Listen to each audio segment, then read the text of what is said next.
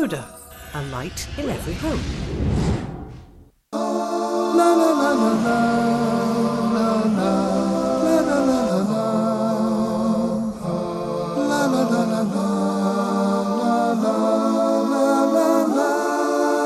We shall visit majestic halls.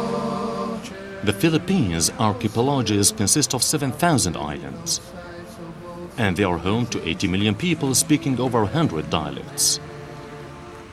For 4 centuries, this country was formerly colonized by the Spaniards and later by the Americans. The colonial legacy had vast influence on Filipino way of life. In fact, the Philippines was called after the Spanish King Philip. However, Islamic influence had earlier taken root here. In the 13th century, 3 headmen from Brunei visited the Panay Island to establish the Federation of Madhya, which includes Hantik, Irong, Irong and Aklan. For the first time, calm was restored in these places. When Kalantiao Canon, the Philippines' first written constitution, was introduced. The ruling system was based on Brunei's customs and Islamic laws. However, in 1571, the Spanish colonial master forbade the population from embracing other faiths but not Catholicism.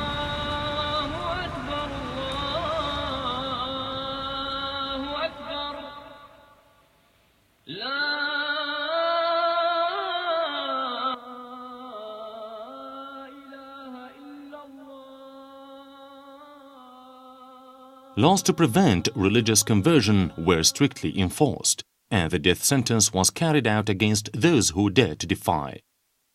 Frightened, the converts escaped from Luzon and took refuge in the Muslim stronghold of Mindanao. However, those who chose to stay suffered immensely, and they were no longer allowed to practice their faith of choice. Before the Spaniards came, this city was ruled by King Sulaiman and King Matanda. Together, they relied on Islamic laws to instill peace and tranquility among their people. Trading was encouraged by Manila became the region's biggest port. However, with the arrival of the Spaniards, they sought to undermine the achievement made by the Malay Sultanate. On top of their agenda was the erasing of all historical evidence relating to the Islamic settlement and its influence. Today, rapid development taking place along the Pasig River only worsened whatever traces of Islam heritage left in the area. The river is far cry from its headache, and occasionally boats still sail through it. Nevertheless, commercial activities are still carried out on the banks of this river, and it provides sufficient livelihood to the people living nearby. Every day, a hive of activity takes place as the boats laden with agricultural produce and timbers from the hinterland arrive to trade, and they will return home with the essentials to sell. Needless to say, the experience and expertise gained through centuries of sailing eventually gave birth to a competent breed of Malay seafarers. The captivating Lake Lanao in Mindanao was once a fertile ground of Islam under the rule of the Maguindanao Sultanate. Centuries ago, this region was a target of a Spanish attack to weaken the influence of Islam. At this waterfront, the ruins of a fort can still be seen.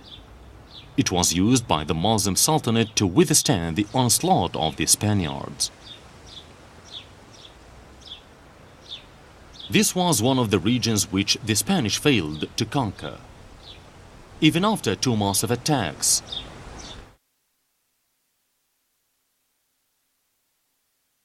The first attack was in 1640. It ended with the retreat of the Spaniards. 250 years later, the Spaniards planned another attack.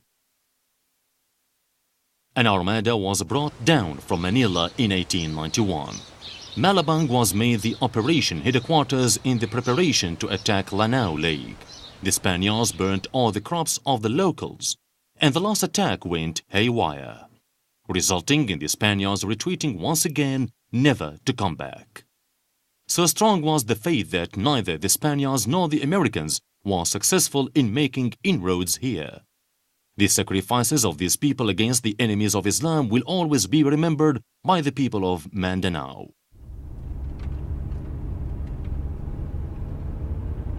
Manila, the capital of the Philippines. It is located on the island of Luzon.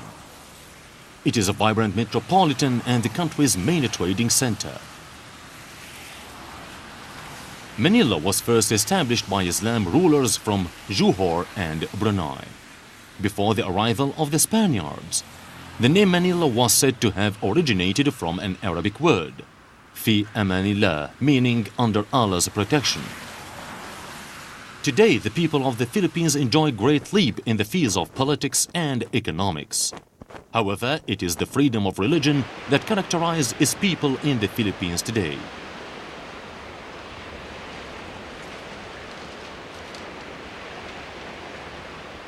Amidst the bustle and hustle of the city, there is a concentrated effort to uphold the sovereignty of Islam. This is the office of the Islamic Missionary Council, one of the 89 Islamic organizations in the Philippines. This is Manila's Grand Mosque. Construction of the city's first mosque began in 1966 and was financed entirely by contributions by Muslims living in the city. Next to the mosque is the Manila Institute of Islam, a learning center for Muslims. Meanwhile, outside Manila, a more formal Islamic education is taking place in madrasa like the Tahfidh al-Quran. Often after prayers, the students usually love a game of basketball, the most popular game in the country.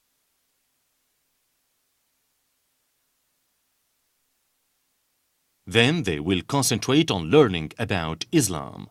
Fortunately, the captivating landscape provides a soothing effect for those caught in this mind-weary process. Interestingly, the establishment of formal madrasa started at Lanao Lake by Sheikh Muhammad Siddiq. In 1938, using the name Kamil al-Islam Mad al-Ulum. In this curriculum, the Islamic studies are taught, together with English in keeping with the country's Education Act.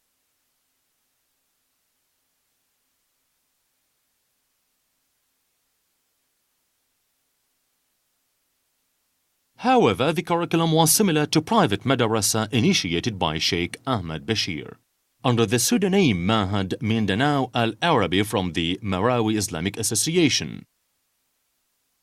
Today, there are 35 private madrasas in the Lanao Lake district itself.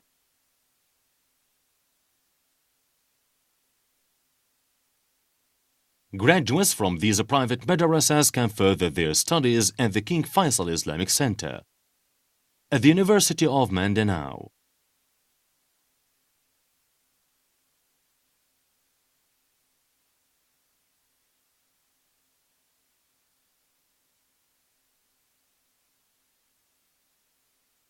This thriving Muslim community is a result of centuries of cultural and religious molding that shape today's Mindanao.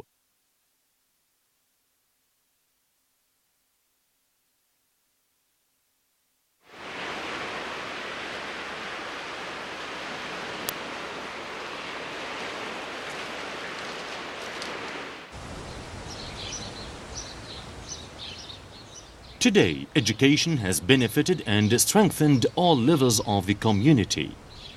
The establishment of the Mindanao University in Marawi also marked the end of a bloody conflict between the Muslims and Christians. Thanks to this peaceful existence, the younger generations in Mindanao can now pursue a better future in earnest. The Philippines government and the representatives from the Islamic Autonomy region are also eager to solve any outstanding dispute. They hope to achieve this by raising the education standards and the living conditions of the local community.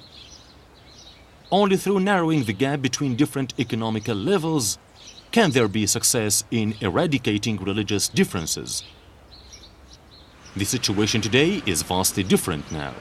The Muslim students receive a free education from the government, including scholarships from the Islamic Development Bank of Riyadh. There is also a center for memorizing Quran, a contribution by the Saudi Arabia government.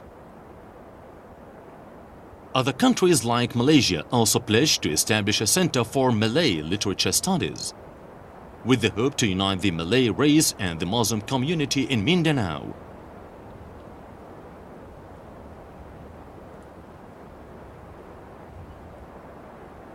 This is also an effort to popularize Malay language and to be re-establish its role as the region's main language.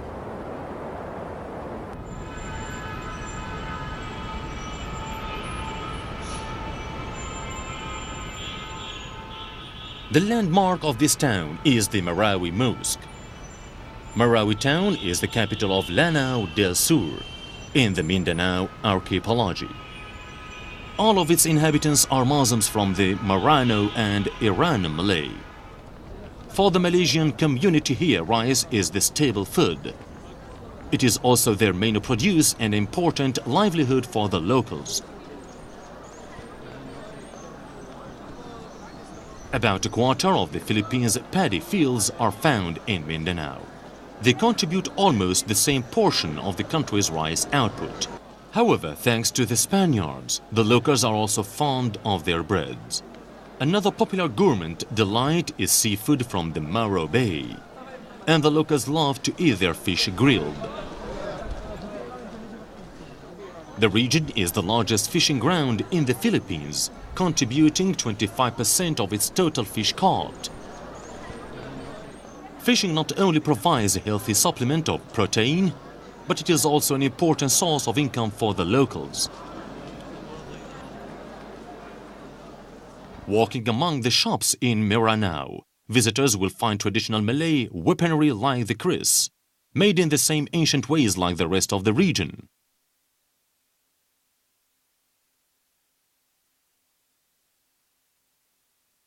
The craftsmen here are skillful, and they rely only on the knowledge passed down through their ancestors. One of them is Abdul Manugankar from the village of Raya. He has spent 2 months on this kris and used different types of metal including 14-karat gold and silver. After much effort, a beautiful wavy bladed kris is formed. The kris from this village is famous because it is made of highest quality, and it is sought by many aristocrats from Malaysia and Brunei.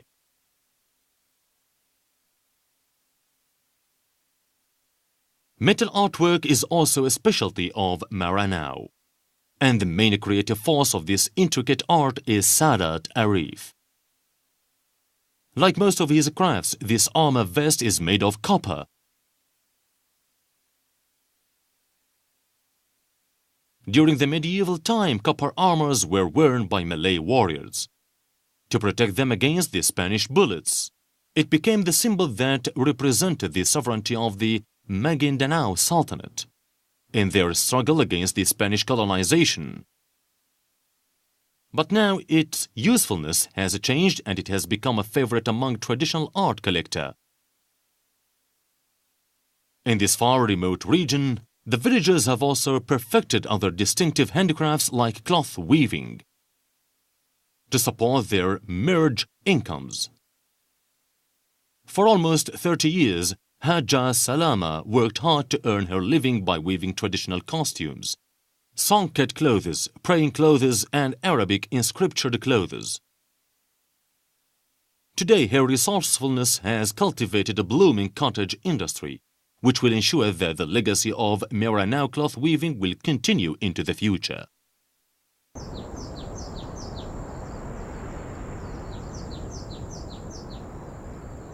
The beautiful Lake Lanao district epitomizes the elegance of Malay heritage in the region.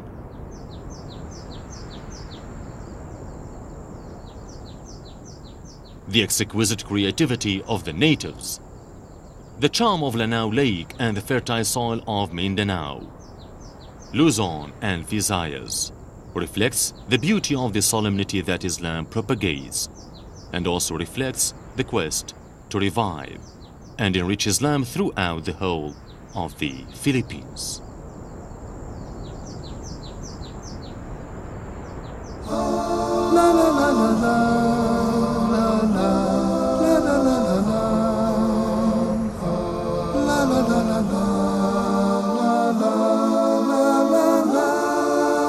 We shall visit majestic halls, charity houses, archaeological sites of all civilizations here and there.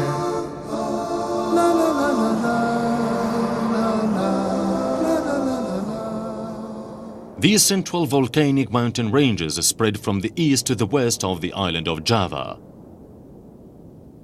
and provide the people with a fertile land to work on.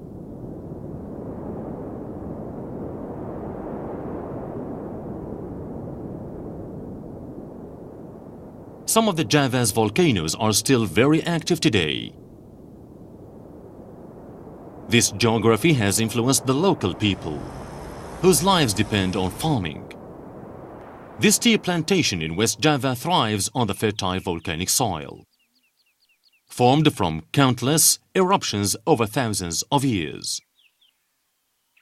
The rich soil is not just a blessing, but it also gave birth to some of the earliest civilizations in Java. In the 8th century, harvested rice was the main source of revenue, which paid for the construction of the Borobudur temple. The temple was built in the year 780 AD.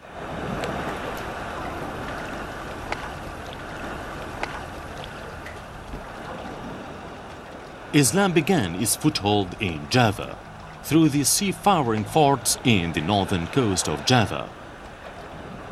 Here is the earliest location of the first government and a civilization in Java. It was formerly known as the port of Sunda Kelapa. Now the port serves mainly the Bugis schooners from southern Sulawesi. The name Sunda Kelapa was incorded since the 10th century. The area was later renamed Jakarta, soon after the joint Islamic forces from Demak, Cirebon and Banten, under the leadership of Raja Fatahillah, captured it in 1527. Here lies the old town of Jakarta, and over there is the city of Jakarta. Jakarta has come a long way since its independence 50 years ago. Today, with the progress making a huge leap in the city, it too spurred the arrival of many Indonesians from all over the archipelagos. With independence in 1945, almost 200 tribes in over 27,000 islands finally were united under a new republic.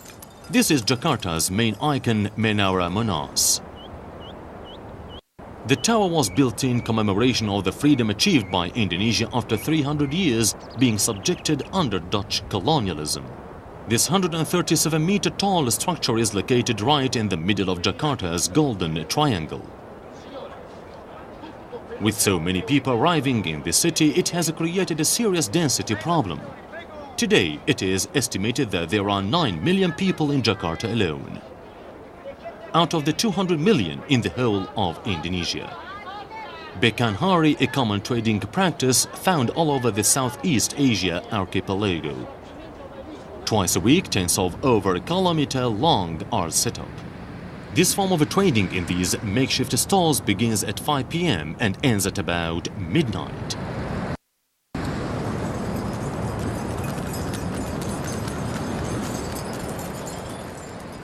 Not too far from the national monument is the Istiqlal Mosque, Indonesia's state mosque. This 5-story high mosque is the biggest in Southeast Asia. It is capable of accommodating over 100,000 worshippers at any one time. The notion to build the mosque first came in 1950, and it took 26 years to make it a reality. The cornerstone was placed on the 24th of August 1961, by Indonesia's first president, Sukarno. However, it was only officiated on the 22nd of February 1978. Indonesia is the world's largest Muslim country, and the construction of this gigantic mosque is therefore appropriate for the huge population.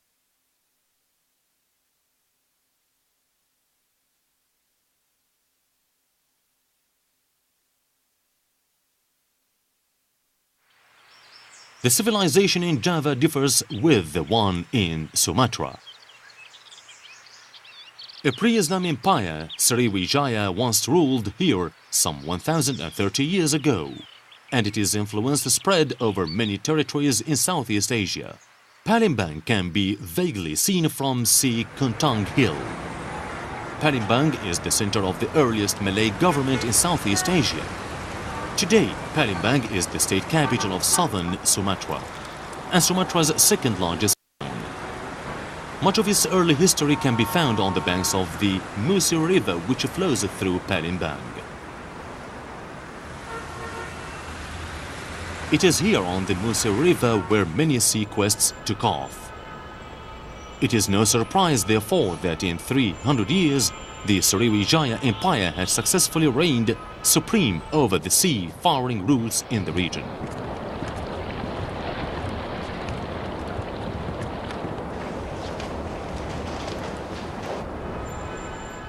Islam began to propagate earnestly in Sumatra after the collapse of the Sriwijaya in the 13th century. Palembang soon was occupied by the forces from the Islamic Java. In 1675, Sultan Abdul Rahman established the Sultanate institution in Palembang. His heir, Sultan Mahmud Badaruddin, was instrumental in the construction of this mosque in 1740. Palembang was known as Darussalam, and the advancement of Islam took on a rapid pace than previously.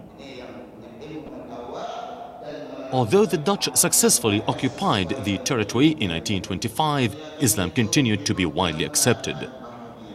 The influence of non-formal education played a vital role in the propagation of Islam in Palembang during the colonial period. With Islam taking a firm root in Palembang, it also influenced the tradition and way of life of those who live on the banks of the Musi River. Here along the river is where most of the human settlement are concentrated, and a strong tradition still prevails.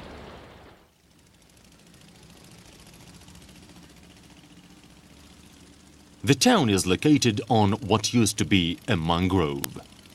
The level of the river in the town is influenced by the tides in the sea. This has resulted in the town to be under the sea level. These houses are known as lanting. The earliest Malay settlement is found within the vicinity of the Kuwin River. The area is famous of the tale of a Malay headman who united the Malays with the Dayak and Javanese, hence the name Banjarmasin.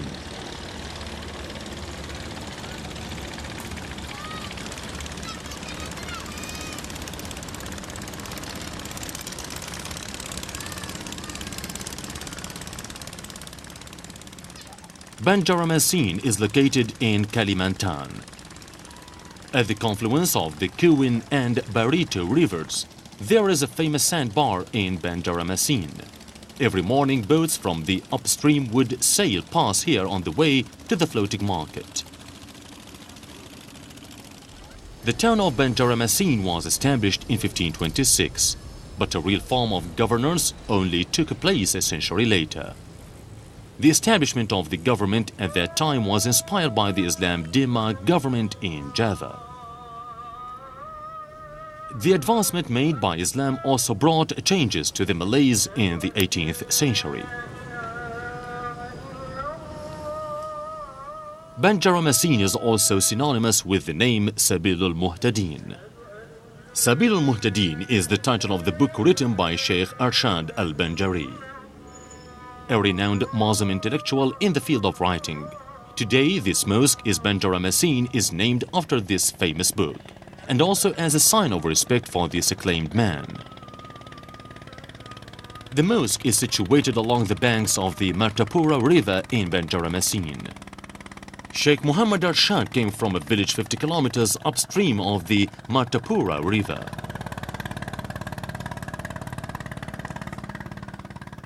The land across the river was awarded to Sheikh Muhammad Arshad by the Banjar Sultan. When he returned from Mecca in 1772, for 30 years he taught there and also sought to gain religious knowledge. This place is now known as Kampong Dalam Pagar. This mosque is named as Tuhfatul Rakibin, from one of the Malay religious books written by Sheikh Muhammad Arshad. The mosque also served as the original pesantern or school of Sheikh Muhammad Arshad. The descendants of Sheikh Muhammad Arshad still carry on the traditional religious education.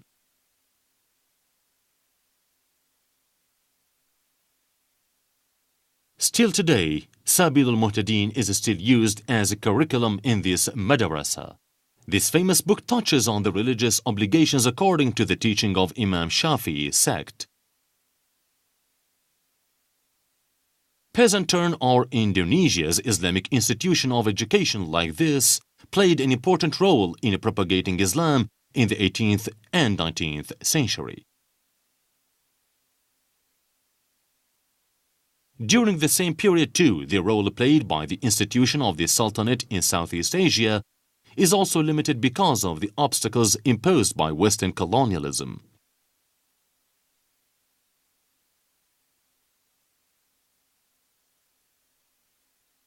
The pesantern education is considered a skin-to-skin education, whereby each individual has to have his reading done in front of the teacher, from the first to the last page.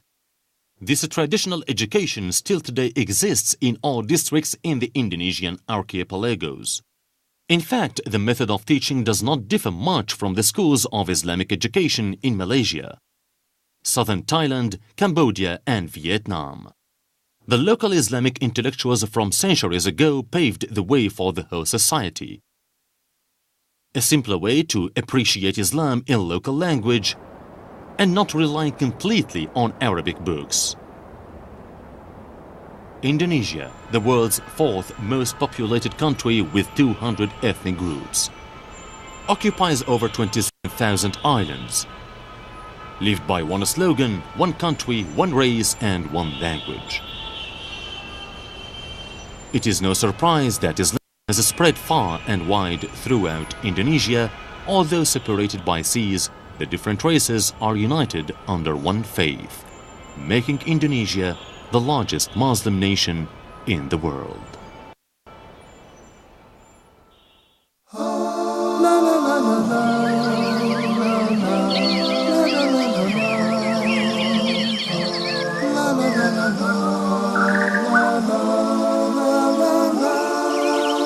We shall visit majestic halls, charity houses, archaeological sites of all civilizations here and there.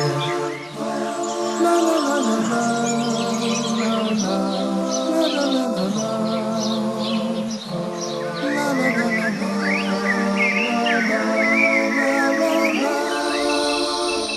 la la la la la la.